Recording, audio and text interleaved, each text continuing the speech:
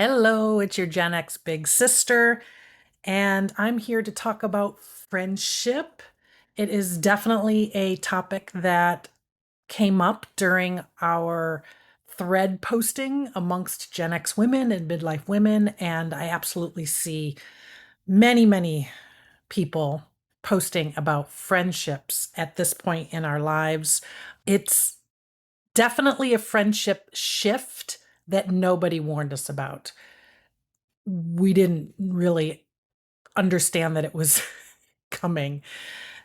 So first, there's I was thinking about why is it a challenge and basically what has happened through the years. I touched on it a little bit in a previous episode, and I really figured out that there's sort of five different ways that friendships have been changing and evolving and sometimes causing us some challenges. The first is the one that's quiet, those friendships that just shift quietly, and we may not even completely notice it until we just realize that we haven't connected with that person in a really long time. And I think that is natural. That's going to happen throughout life as we face different phases of our lives. People are going to, sort of ebb and flow in and out of our lives. I know I've heard the saying many times, people are in your life for a reason, a season, or a lifetime. And I think there's a lot of truth for that from in that, which is why it's a cliche, I guess.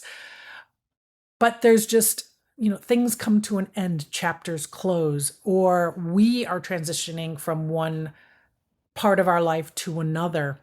And during many phases, it's really clear what those shifts are and what those seasons of our lives are, because they're defined by societal boundaries. We're at school, we're growing up and people that we grew up with, and then we transition into college with a whole new group of connection, and then we leave college and we're going into a whole new phase of our lives with our careers and everything. And then when you follow your career, you're forming friendships through different seasons of your career, different companies that you work with. For me, I've gone through periods where I've worked in corporate America and have been self-employed and have my own business.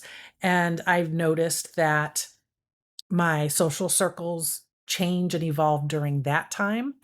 And it also ebbs and flows based on our romantic status many times, whether we're in a relationship, whether we're like in the early phases of a relationship, the in love romantic phase, whether we're married, whether we have kids, like all of those things give us very clear lines in the sand sort of around our lives.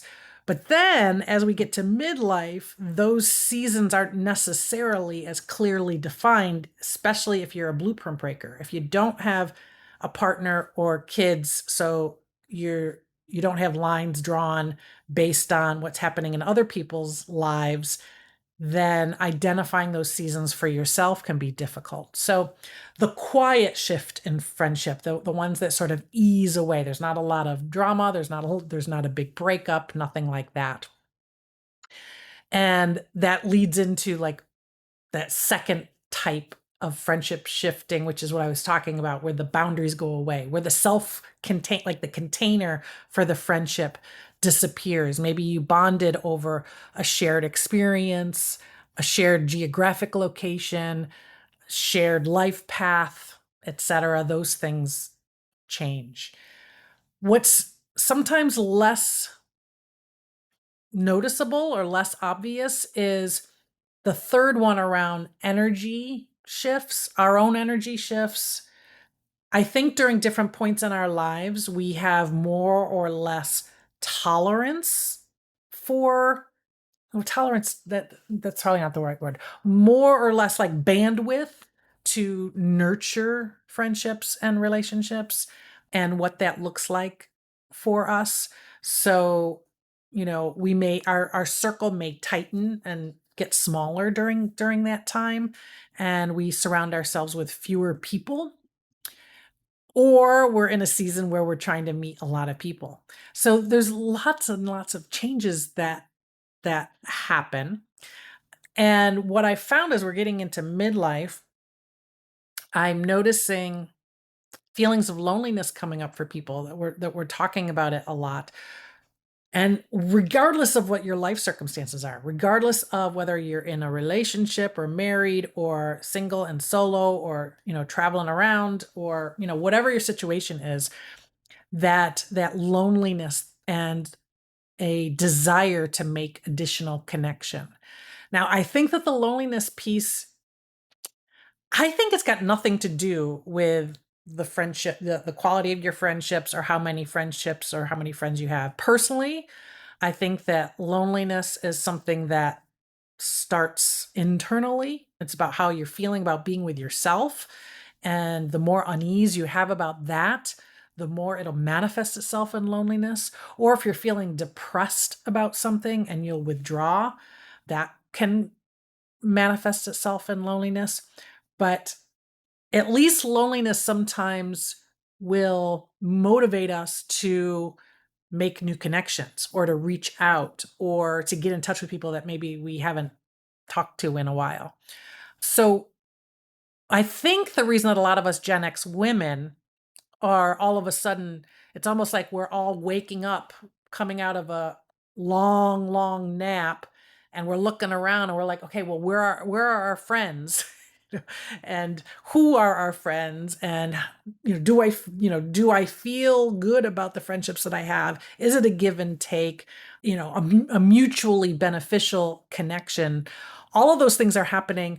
I think it's a little bit of a post-pandemic situation. I really do. I know we're 5 years out from the start of the pandemic, but I think we had 2.5, 3 years of shaking up our lives and really shaking up our core of who we are and what we want and what we believe in. And for those of us that are Gen X, we've been going through that while going through perimenopause and menopause. So we're dealing with all kinds of physical symptoms that go along with that.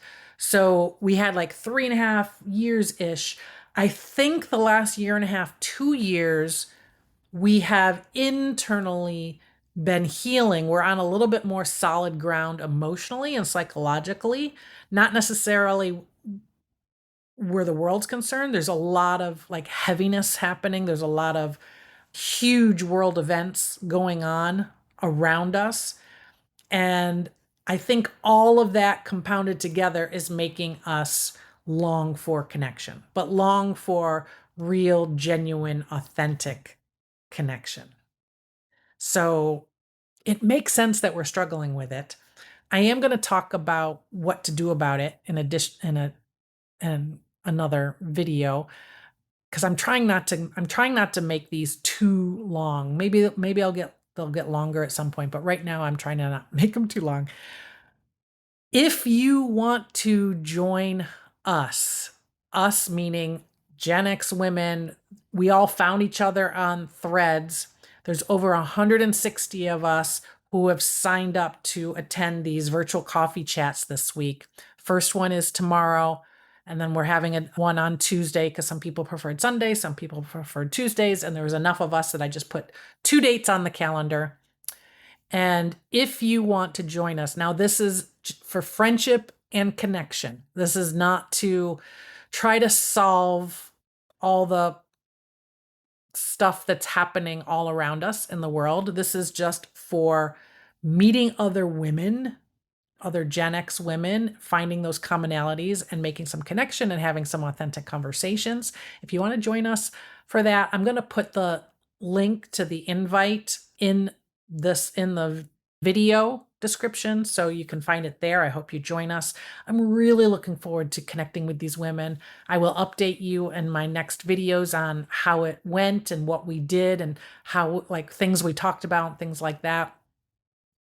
But also by keeping privacy, I'm not revealing names and things like that. So I hope to see you. This is your Gen X Big Sister. Please like and subscribe, and I'll see you soon. Signing out.